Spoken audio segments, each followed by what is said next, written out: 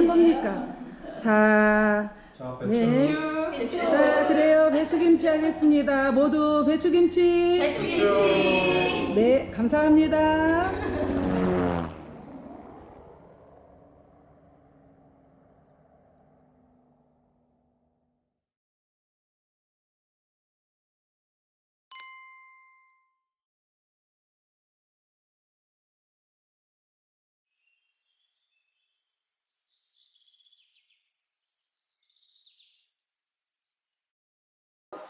이제 기상청 리포트에 뭐 기후 정보 공유, 그다음에 변화 감시, 기후 변화 시나리오, 영향 정보 이런 건데 아까 철새 동향 뭐 이런 것들이 기후 변화 영향 정보에 가면 있는 거고요. 그다음에 이제 온도 이렇게 차이 있죠. 그게 이제 기후 변화 시나리오 안에 있는 건데 그 이제 제가 보여드린 자료 중에서 지난 20년에서 20년 동안의 평균 자료잖아요. 그게 이제 이 과거 기후 변화 자료예요. 여기에서 행정구역, 왜냐하면 우리는 서산시를 볼 거니까. 그럼 여기를 들어가면 지금 이렇게 분석 방법, 비교 분석 뭐 이런 것들이 있고요. 지금 이제 예를 들어서 여기가 충남 무슨 면이에요? 동이. 동문도. 잠깐만요. 동문도. 여기가 서산시의 동문 1동? 동문 1동이라고 치고요. 그러면 이렇게 조회를 누르잖아요. 그러면 지난 2000년부터 19년까지 온도 변화가 이렇게 나와요. 그러면 동문동 같은 경우는 2019년에 평균 온도는 12.5도예요. 아까 서산 같은 경우가 12.9도였죠. 동문동이 조금 낫네요. 그러니까 이렇게 볼 수가 있어요. 그래서 이제 저는 주로 이제 뭐 중고등학교나 청년들하고 교육을 할 때 예를 들어서 이제 이 비교하는 범위를 충청남도 그러면 좀 더 잘 보이잖아요. 그러니까 충청남도, 서산시 거, 그 다음에 이제 우리 동네 거 이런 식으로 보면은 이게 미세하지만 조금 차이가 있어요. 그래서 이제 이런 자료들을 가지고 이제 하고 그 다음에 이제 보면 이제 미래 기후 전망이라고 해서 이제 2100년도까지를 하잖아요. 그러면 이제 일단은 우리는 행정구역 정보를 보고 싶어. 그러면 이제 지금 여기에 내려가면 또 이제 저희는 계속 RCP라는 기준으로 저는 보고 있거든요. 그래서 RCP에서 아까 제가 말씀드렸듯이 지금 우리는 지금 바뀌고 있지 않기 때문에 RCP 8.5 지금처럼 계속 살아간다는 기준으로 해가지고 이제 아이들하고 보고 있고 여기서도 이제 읍면동에서 충청남도, 서산시, 동문 1동 해서 정보를 보면 16.2도까지 상승을 13.3도 그리고 12.8도. RCP가 뭐죠? 예? RCP가 뭐죠? RCP가 일단은 이제 예측을 할 때 이게 예측 자료잖아요. 예측을 할 때 그러니까는 어떤 정도의 기준을 가지고 그러면은 예측을 할 거야. 그래서 RCP 8.5는 우리가 탄소 배출을 줄이는 것을 노력하지 않고 지금처럼 그냥 살아간다면 앞으로 이렇게 될 거야 라는 거를 예측하는 거고요. 그 다음에 이제 익으면 우리가 얼마만큼을 기여할래 이 영역에서 보면 이제 RCP 6.0 같은 경우는 우리가 한 30-40% 좀 노력을 해봐. 그러니까 좀 뭐 한 30% 정도 줄인다고 쳐. 지금의 생활에서. 그러면 얼마만큼 나와. 뭐 아니면은 4.5 지금보다 50%를 줄인다라고 생각을 했을 때 그럼 앞으로는 어떻게 돼? 라는 거고 RCP 2.6은 지금부터 당장 탄소 중립 생활을 우리가 모두가 한다라고 하면 그럼 어떻게 되는데? 라는 것을 이야기를 하는 거예요. 그래서 이 조건을 이야기를 하는 거고 그 다음에 이제 여기에 보시면 기후변화 시나리오에도 영향정보라는 게 있어요. 그럼 여기에는 보면 농업, 방제, 보건, 산림, 동물 생태 이런 식으로가 있고 그래서 이제 예를 들어서 RCP 하나만 보여드리고 갈게요. RCP 8.5의 동물 생태에서는 이제 물새 동향을 동식물에서는 일단 우리나라가 많지는 아직 않습니다. 이거를 아직까지 정보들을 많이 주고 있는 수준까지는 못 갔고요. 근데 어쨌든 예를 들어서 뭐 충남 같은 경우에 아까 보여드렸던 것처럼 물새들이 얼마만큼 오랫동안 여기에 머무르느냐 뭐 이런 게 있고요. 그 다음에 이제 고봉 같은 경우에는 보면 이제 뭐 열지수, 그 다음에 불쾌감, 체감 온도, 체감 추위, 그 다음에 이제 평균 온도, 최고 온도, 최저 온도, 그 다음에 열사병 발생. 열사병 한번 보실래요? 열사병이 되게 중요하죠, 우리 지역에서는. 그러면 방역 단위로 넘어가서 충남.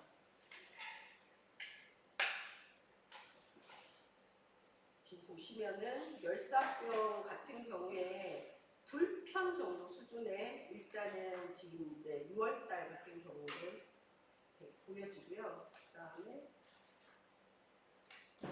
10월로 보면 7월 달에는 지금 좀 차이가 있죠.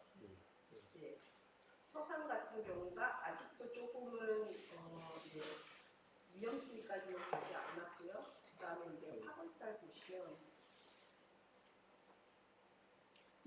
서산 같은 경우는 계속 어쨌든 열사병 관련해서는 계속 유지를 하고 있네요. 9월 달 볼까요?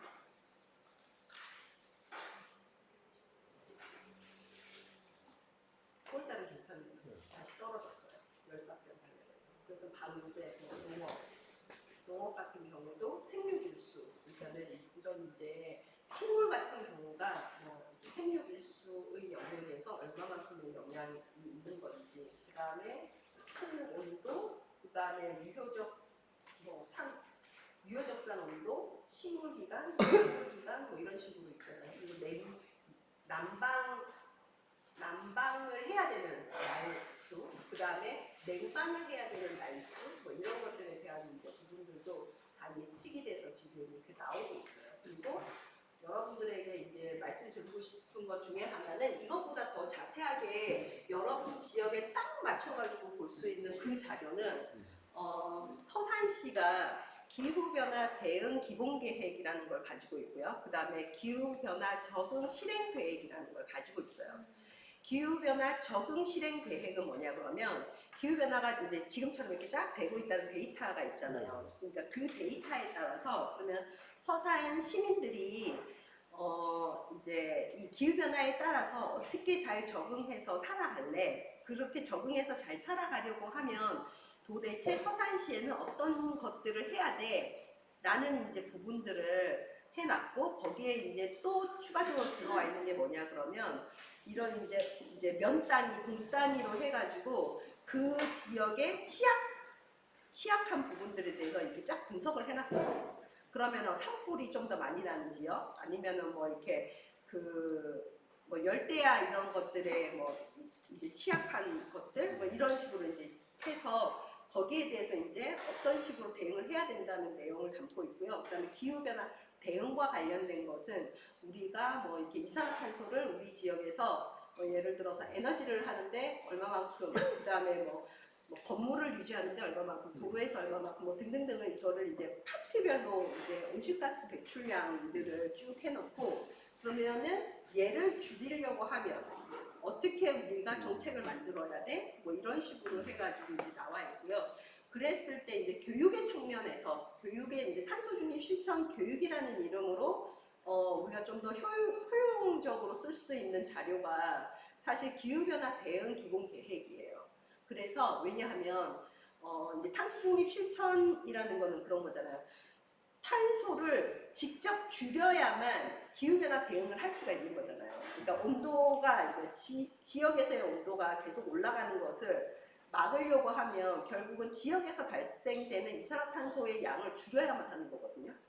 그러면 이제 그렇게 기후변화 대응 기본 계획에 나와 있는 이제 뭐 에너지에서는 얼마만큼의 탄소가 배출이 되고, 그 다음에 수송이나 이런 이제 교통에서는 얼마만큼 배출이 되고, 뭐 이런 그 다음에 폐기물과 관련돼서 쓰레기를 처리하는 데 있어서 얼마만큼의 이런 이산화탄소가 배출이 되고, 이런 양들을 그러면 우리는 어떤 형태로 줄일 거야 라는 이제 이야기를 해야 되는 거고, 이제 그러한 영역에서의 데이터는 기본 계획에서 보시면 되고, 그래서 저는 제가 계속 이 이야기를 하는 이유는 여러분들이 지역에서 이 교육, 탄소 중립 실천 교육을 효과적으로 해내는 있잖아요. 가장 좋은 거는 제가 얘기했던 그 지역의 자료를 가지고 시민들이 됐던 아니면 청소년들이 됐던 그것을 그들이 인지할 수 있는 있잖아요. 수준에 맞춰서 뭐 어떤 때는 아주 이제 뭐 아주 세세하게 설명을 해주면서 세세하게 이런 걸 해야 된다라고 얘기를 해야 되는 시민층.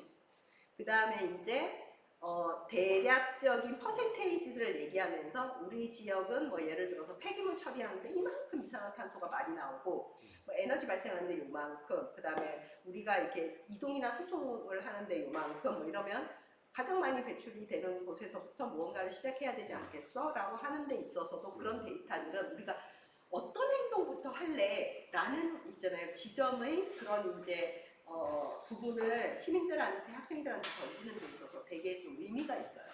그래서 지역 데이터를 좀 꼼꼼하게 챙겨보시고 그리고 그것들을 여러분들의 교육에서 쓰신다라고 하면 이제 교육을 실제적으로 들었던 사람들이 더 효용성을 크게 느끼더라는 거죠.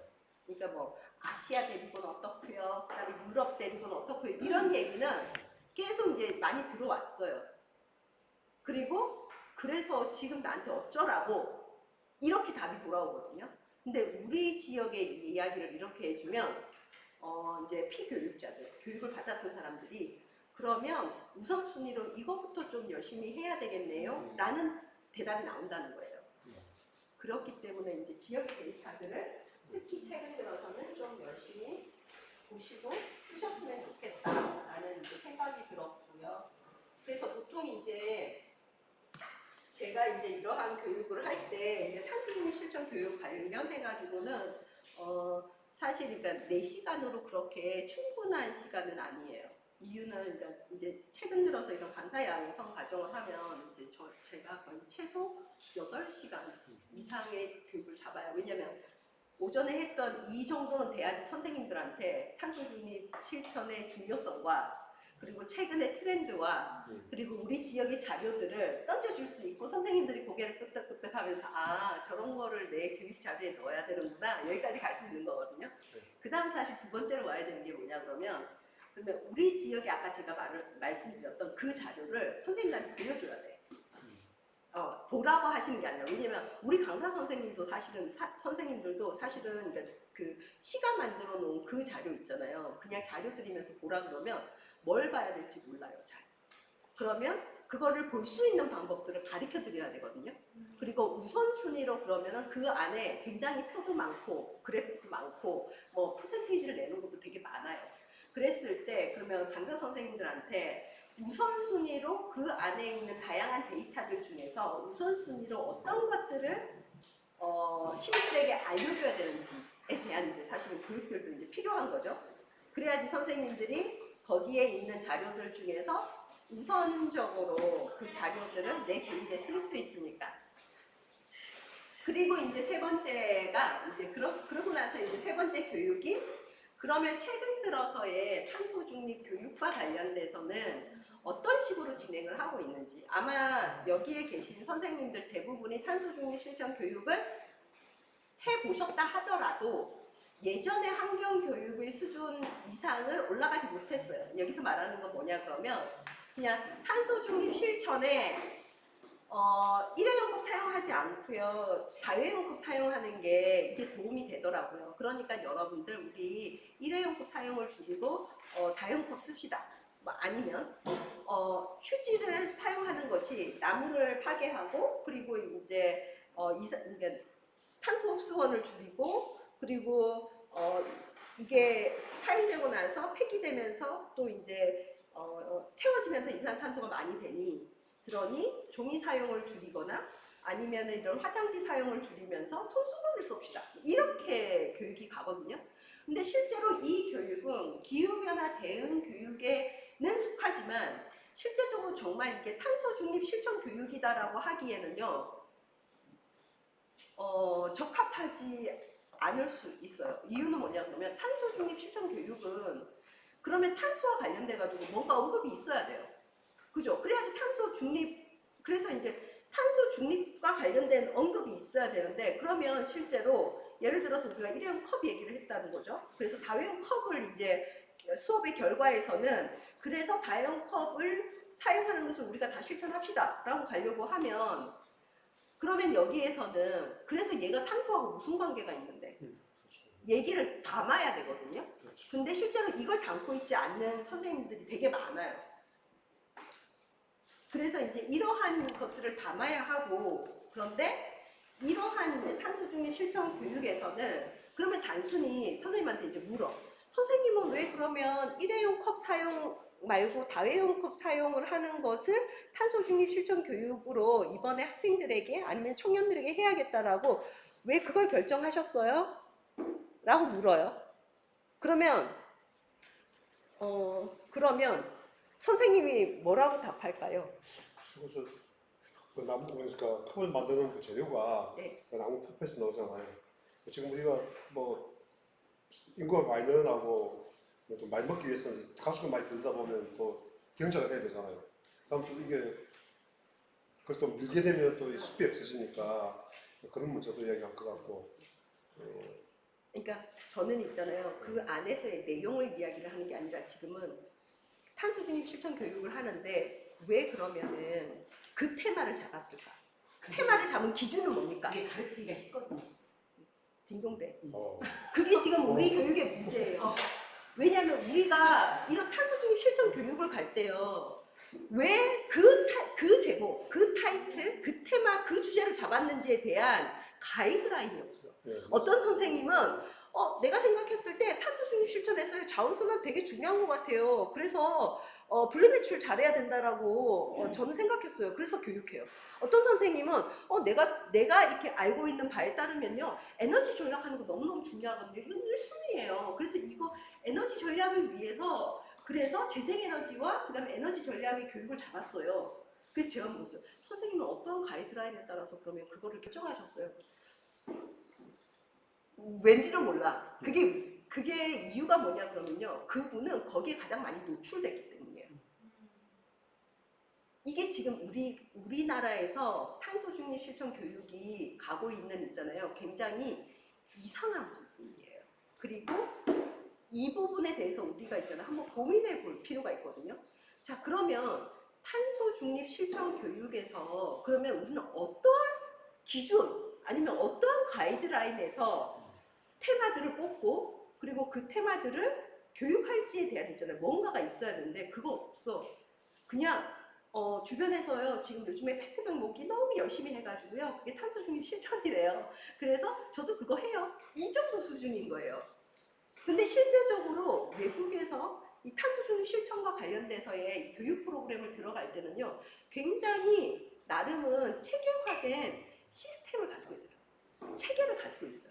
왜 그걸 선택했는지 아니면 어떤 프로세스에 의해서 그걸 했는지를 설명할 수 있어야 하거든요. 근데 우리는 이게 없어요. 그냥 강사 선생님의 재량에 따라서 그것이 선택되거나 아니면 교사 선생님들이 그냥 자기 교과 연계해가지고 뭔가를 아이디어를 생각했는데 검색을 딱 했더니 환경부가 뭘 하고 있어. 그래서 그거 그대로 들고 와서 동영상과 그냥 이제 캠페인을 안내해주고 그거를 하자고 하는 정도 수준. 뭐 이 정도이거든요. 그래서 이제 이런 것들에 대한 우리들의 고민이 필요하다라는 좀 말씀을 드리고 싶고요.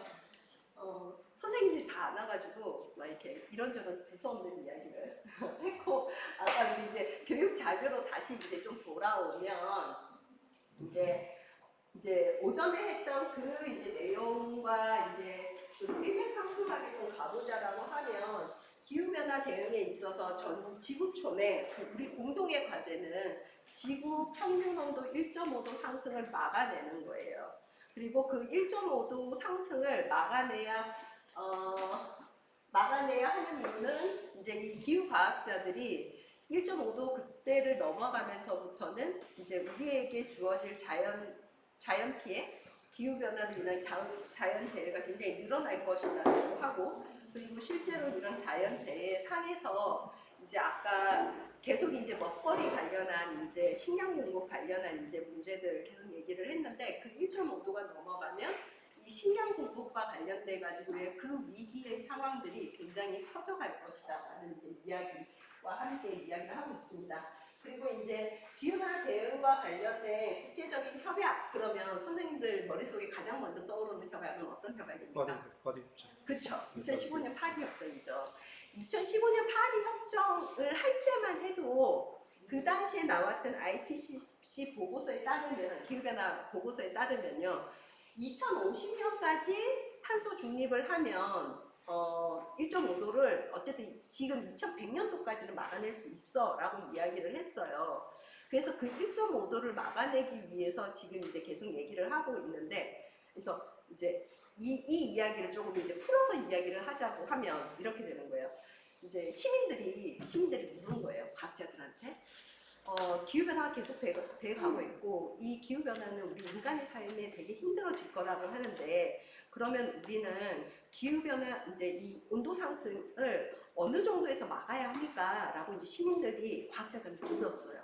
그랬더니 과학자들이 뭐라고 얘기를 했냐 그러면, 지구 평균 온도, 산업혁명 이후에 지구 평균 온도 1.5도 이상이 높아지는 것을 막아야 합니다. 라고 이야기를 했어요. 그랬더니 이제 시민들이 다시 묻는 거죠, 과학자들한테. 그러면 지금처럼 우리가 계속 살아간다라고 했을 때 지구 평균 1.5도를 막아내기 위해서 시민들이 이산화탄소를 배출하지 않기 위해서 뭔가를 해야 돼요. 그러면 예를 들어서 언제 정도까지는 우리 인간이 이산화탄소를 배출하지 않는 삶으로 가야 합니까? 여기서 이산화탄소를 배출하지 않는 삶이라고 하는 건 뭐냐 그러면 우리 인간이 배출하는 이산화탄소가 자연을 기반으로 했을 때 우리의 것을 이제 상쇄시켜주는, 흡수하는 그것이 이렇게 이제 맞아서 0이 되는 그 탄소 중립은 언제까지면 되겠습니까? 라고 이제 물었더니 2015년에는 과학자들이 그러니까 몇 년으로 얘기를 했냐 그러면 2100년도까지를 기준으로 했을 때입니다. 이것도 조건이. 그래서 이제 아까 보여드렸던 모든 자료들이요 2100년도까지로 해서 딱 끊어져 있잖아요. 그 이유가 지금 우리 세대에 내고 있는 모든 이 예측의 끝점은요 2100년도까지를 기준으로 하고 있어요. 그 이유는 일단은 지금 이제 그 이유까지는 생각하기가 너무 어려워. 그래서 2100년도까지를 해서 이걸 계산해 봤더니 2015년 당시에 과학자들이 2050년에는 우리 지구상에 있는 모두가 탄소 중립을 하는 생활을 가야 합니다라고 얘기를 해서, 그래서 우리나라와 전 세계가 2015년부터 있잖아요. 탄소 중립 앞에 붙은 네 자리 숫자가 뭐였냐면 2050 탄소 중립이었어요. 네. 그런데 지난 2021년 영국에서 기후변화 당사자 회의를 또 했죠. 그리고 그때, 그러니까 그 앞에도 이 이제 기후변화 보고서는 계속 나왔어요. 2018년, 2015년에 2050년 탄소 중립을 이제 해서 모든 국가가 정책을 2050년 탄소 중립을 가야 한다라고 이제 결정을 하고 우리나라도 2050년 탄소 중립 이거를 이제 국가적으로 선언을 했잖아요. 근데 2018년 이 보고서에 보시면요. 2018년 이 IPCC 보고서에 따르면은 3년뿐이 지나지 않았어요. 2015년 8년뿐이 지나고 3년뿐이 지나지 않았는데 이 보고서에서 뭐라고 얘기를 하고 있냐면 지구 평균 온도 1.5도를 막아내려고 하면 10년을 더 당겨야 됩니다. 지금의 이 데이터를 보니까 우리가 지금 대한민국이나 이런 나라들은 계속 있잖아요. 엄청나게 많은 이산화탄소를 배출하고 있고 이러한 것들을 봤을 때 2040년으로 당겨야 됩니다. 라고 해서 지금 이제 유럽이나 이런 선진국들은요 2040년 탄소 중립을 선언을 하고 있고요. 우리나라는 이거 묵살하고, 왜냐하면은 이 2040년 탄소 중립이 불가능하다라고 판단을 했고요. 그리고 제가 봐도 사실은 지금 상황으로는 불가능합니다. 그러니까 이제 그냥 일단은 우리는 2015년 파리 협정 때 약속했던 그 정도 수준에서만 하자. 그래서 2050년 이제 탄소 중립을 이야기를 하고 있는데, 근데 우리나라는 지금 이제 지속적으로 계속 유엔의 압박을 받고 있어요. 그 이유가 뭐냐 그러면 지금 여기에서 보시면 이제 청년들이 서울환경운동이랑 청년들이요 기후변화 캠페인을 해야 되겠고 이 시급성을 알려야 돼가지고 이제 만든 홍보물인데요. 이게 그 계산서인데 지금 보면은 이제 이게 2022년에 친구들이 만들어가지고 계속 지금 이제 하고 있는데 산업화 이전에 기후 상승이 1.1도 지금까지 되었고 우리에게 남은 온도는 0.4도뿐이 없다. 그런데 지금 상태로 계속했을 때 1.5도에 도달하는 시점은 앞으로 6년 7개월 남았다. 지금 다시 올해 기준으로 하면요 5년 이제 정도 남은 거예요. 거기다가 지금 대한민국은 2021년에 전 세계에서 기후 악당이라는 이제 명칭을 받았습니다. 이유는 뭐냐 그러면 대한민국이라는 이 조그마한 나라가 정말 그러니까 그 세계에 엄청나게 땅 넓은 나라들이 많잖아요. 그런데 이 조그마한 나라가 전 세계에서 이산화탄소 배출하는 배출량을 해가지고 세계 랭킹을 뽑았는데요. 전 세계 랭킹 5위가 됐어요. 어마어마하지 않습니까? 이 조그마한 나라가 전 세계의 다른 나라들하고 배출량 계산을 똑같이 이렇게 얼마만큼 했냐 그랬는데 5위에 대한민국이 있어요. 그리고 이 이제 총량을 가지고 인구수 해가지고 나눴더니요. 전 세계의 4위를 우리가 1인당 우리 한 사람 한 사람이 배출하는 이산화탄소량으로 따졌을 때 전 세계 4위 했어요. 대한민국 사람들이 물론 이거는 이제 단순히 여기 앉아 있는 우리의 배출량만을 포함한 건 아닙니다. 그러니까 우리나라 안에서 돌아가는 모든 것들을 인구 대비해서 나누는 이제 양인데 전 세계 4위 했고요. 그리고 우리는 6번째 지구의 대멸종을 지금 이제 앞두고 있는 이런 상황이죠. 그래서 기후는 변하고 있는데 우리 대한민국은 왜 안 변해? 뭐 이런 이야기들도 하고 있고요. 뭐 기후변화라는 이야기를 오래 써왔고, 근데 이제 최근 2018년부터는 지금 이제 이 단어 사전에요. 기후위기라는 단어가 공식적으로 표기가 됐습니다. 제가 이 표현을 여기에다가 집어넣어 놓은 이유는 뭐냐 그러면 어떤 분들 같은 경우에 기후위기라는 표현을 쓰잖아요. 그러면 어떻게 생각하냐 그러면 이건 되게 그러니까 진보 성향을 가진 환경운동가들이나 쓰는 단어야 뭐 이렇게 생각을 하면서 교육에서 기후위기라는 단어를 쓰지 않으려고 되게 이렇게 쓰면 안 된다라고 생각하는 강사님들이 있어요. 종종. 그래서 제가 기후위기라는 단어는 이미 전 세계에서 2018년부터 공식적으로 이미 이게 단어에 그러니까는 이제 용어 정리가 끝났고 그리고 이제 공식적으로 쓰고 있는 단어고 실제로 대한민국에서도 기후변화와 관련된 영역에서요 기후위기라는 것을 공공에서 공식적으로 지금 쓰고 있다. 그리고 이제 이것과 관련된 적응, 그 다음에 완화에 대한 부분들을 이제 이야기를 하고 있고요. 그리고 이제 교육에서 우리가 이제 탄소 중립 교육에서 보시면 IPCC 기후변화 이제의 영역에서 기후 완화의 부분은 온실가스 배출량을 줄이거나 온실가스 흡수원을 늘림으로써 온실가스 배출량을 줄이는 활동을 우리는 기후변화 완화라는 표현을 쓰는데 여기에 해당하는 것으로 IPCC가 예를 든 거. 그래서 이제 기후변화 탄소 중립 교육 그러면 딱 여기에 한정되어 있는 경우들도 많습니다. 왜냐하면 여기에 이렇게 예시를 드렸거든요. 그런데 이제 이것만 아니라 여기에 등도 있는데 사람들은 어쨌든 보면 신재생 에너지의 사용과 에너지 효율 개선, 에너지 절약, 나무 심기, 분리수거, 그다음에 재활용 등을 이제 IPCC 보고서에서 이런 것들이 시민들이 할 수 있는 영역입니다라고 이제 내놨고요. 그리고 이제 이러한 것들에 있어가지고 이제 좀 재미있게 여러분들이 동화책 한 권으로 이렇게 좀 해볼 수 있는 거 그리고 고학년들 같은 경우는 이 동화책을 읽고 기후변화에 대한 이야기를 좀 해보는 것도 의미 있을 거예요. 그래서 제가 봤을 때 되게 재밌어요 이 동화책. 그리고 애들도 나름 이제 의미를 잘 찾을 수도 있고 해서 북극곰이 쓰는 지구 온난화에 맞서다 뭐 이 동화책을 꼭 한번 보시고 그리고 교육에도 쓰셔도 되게 좋겠습니다. 그리고 이제 최근 들어서는 기후변화와 관련된 국제사회의 규제들이 계속 있잖아요.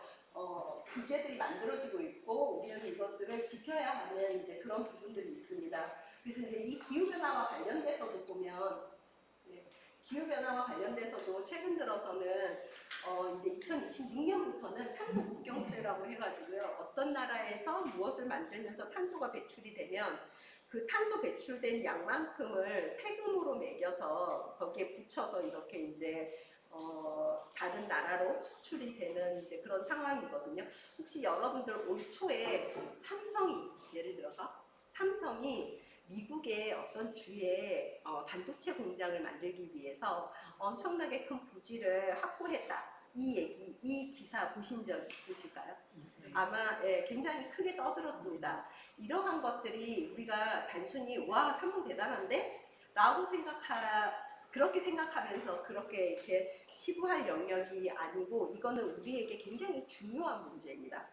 지금 삼성의 반도체 공장은 물론 전 세계에도 많기도 하지만 우리나라에도 수원과 화성과 오산 뭐 이쪽 영역이 있습니다. 그리고 거기에서 일하는 사람들이 되게 많아요. 그런데 이제 이 2026년부터는 탄소 국경 이제 조정 제도에 따라서 그러니까 조금 전에 설명했듯이요. 여기서 만든 것들이 다른 나라로 갈 때 탄소를 얼마나 배출했냐에 따라서 이제 세금이 붙는 거거든요. 그러다 보니까 이제 삼성 같은 경우는 지금 이제 삼성의 굉장히 큰 시장 중국, 미국, 선진국 이렇게 될 건데 이제 그 부분에 있어가지고 삼성이 우리나라에서 생산을 해가지고 다른 나라로 보내는 데 있어서는요 앞으로 이 국경세가 만만치 않을 거예요. 그러다 보니까 이제 아예 그러면 그 나라에서 공장을 만들어가지고 그 나라에서 물건이 움직이면 탄소 국경세가 안 붙잖아요. 그래서 지금 삼성은 어떻게 보면은 이 탄소 국경세를 피해가기 위한 있잖아요. 방법을 지금 찾고 있는 거고요. 그럼 예를 들어서 미국에서 그걸 만들었어. 그러면 사실 우리나라 안에서는 이제 지금 이만큼의 반도체를 만들 이유가 없어져 버려요. 우리나라 안에서 소비할 수 있는 양은 그러니까 아주 내가 봤을 때 한 10분의 1이고 나머지가 다 수출인데 그럼 여기 미국에서 만든 공장에서 그 나머지 9할에 해당하는 걸 만들어 버리면 여기는 어떻게 되겠어요? 차라리 공장이 필요가 없는 거예요. 1할을 위해서 얘를 저거 하는 것보다 여기서 10할을 만들고 1할을 이렇게 해서 국경세를 무는 게 훨씬 더 나은 거야. 이해되세요? 지금 이러한 것들을 기업들과 글로벌, 그러니까 우리나라의 글로벌 기업들이 이러한 것들을 지금 준비하고 있어요. 그랬을 때 그러면 우리나라 사람들은 어떡하지? 우리나라 수원이나 오산이나 이런 곳에서 일을 하고 있는 아니면 뭐 서산이나 이런 곳에도 그런 공장들이 있겠죠. 그런 곳들 같은 경우에 그렇게 가버렸을 때 그 많은 그러면 일자리를 잃어버리는 사람들은 예, 어떻게 되는 거지? 그러면 그러한 사람들이 그러니까 뭐 이렇게 몇 개월, 몇 년 이렇게 일자리를 못 구하게 되잖아요. 그러면 그분들은 아마 그 지역에 취약계층이나 아니면 저소득층으로 전락하게 될 거예요. 그러면 그렇게 된 사람들을 그러면 누가 다 감당을 해야 돼요? 그 지자체가 저소득층이라는 이름으로 취약계층이라는 이름으로 그 사람들을 감당해야 돼요. 무엇으로? 여러분들이 낸 세금으로. 이게 지금 우리에게 당면한 지금 기후변화의 그러니까 경제적 문제예요. 그렇다라고 하면 우리는 무엇을 고민해야 되냐 그러면 그 기업이 우리 지역에 있는 그 기업이 탄소 중립을 해 갈 수 있게끔 그 준비를 잘할 수 있게끔 도와주고 그리고 그곳에서 일하는 그 노동자들이 계속 그곳에서 일할 수 있게끔을 지원해 주는 것도 되게 중요한 지금 영역 속에 들어있어요. 그래서 제가 아까 기후변화는 단순히 환경만의 문제가 아니라 지역 경제의 문제이고 대한민국의 경제에 대한 문제이고 그리고 우리 사회의 문제이고 왜 그렇게 이렇게 돈을 벌던 사람들이 취약계층으로 떨어지면 이건 이제 그때부터는 사회의 문제로 등장을 하고 그런 사회 문제가 커지면 커질수록 사회적 비용은요 엄청 눈송이처럼 불어나요. 그러면 우리는 그것들을 다 감당할 수 있을 것인가 뭐 이런 것들에 대한 고민들이 연결되는 부분들이 있습니다. 그리고 실제로 지금 유럽은 이러한 이제 탄소 국경 조정 제도나 이런 이제 부분들에 있어가지고 지금 탄소 중립 제품들을 굉장히 많이 만들어내고 있어요. 근데 지금 우리나라는 우리나라의 대기업 삼성이나 뭐 이런 우리가 알고 있는 기업들 있죠. 1도 한 곳도 있잖아요. 탄소 중립 제품을 만들어낼 수가 없어요. 왜? 탄소 계산을 못 해내요. 이 기업들이. 근데 지금 유럽 같은 경우는요. 우리가 마시는 물에서부터 생수에서부터 시작해서요. 먹는 바나나, 햄버거, 뭐 냉동 피자, 오토바이까지 탄소 중립 제품들을 만들어내고 있어요. 그리고 이 기업들은 자기들 홈페이지에다가 그 제품들을 어떻게 탄소 중립을 했는지 예를 들어서 이 제품을 만드는데 원료에서는 이산화탄소가 얼마나 나왔고 생산하는 데는 얼마만큼이 나왔는데 여기서 그러면은 우리가 나온 이산화탄소를 어떠한 부분에서 흡수시켜서 상쇄했습니다. 그래서 이 제품은 탄소 제로예요. 라는 거를 지금 이제 증명해내고 있는 기업들이 엄청나게 늘어나고 있어요. 근데 우리나라는 지금 이것을 할 수 있는 기업이 한 개도 없고, 근데 2026년부터는 이 탄소경 조성 제도가 시행이 돼요. 그러면 우리나라의 경제는 있잖아요. 이 기후변화로 인해 가지고 2026년을 기점으로 해서 2026년 전의 대한민국과 2026년 이후의 대한민국이 있어요. 이유는 우리나라는 우리나라 경제의 90%는 수출해서 만들어내고 있거든요. 근데 그 수출이 원활하지 않을 경우에 우리의 경제가 바닥으로 떨어질 거고, 그러면 이것들이 어떻게 되는 거지? 뭐 이런 고민들도 지금 굉장히 지금 큰 고민 속에 있고요. 보시면 저는 이 많은 것들 중에서 사실 제일 놀랐던 게 얘 되게 놀랐어요. 뭐 햄버거도 탄소 중립이 가능하다. 저걸 증명해낼 수 있다고? 햄버거를 만드는 기업이 자기가 출시하는 어떤 햄버거는 탄소 중립 햄버거라고 아예 있잖아요. 공표를 해놓고 그 탄소 중립 햄버거는 있잖아요. 아예 모든 것이 탄소 계산이 쫙 다 돼요. 놀랍지 않습니까? 저는 이거 볼 때 소름이 쫙 끼쳤어요. 정말 집요하고 대단하구나. 근데 저것들을 해내는구나. 근데 우리나라는 뭘 하고 있지?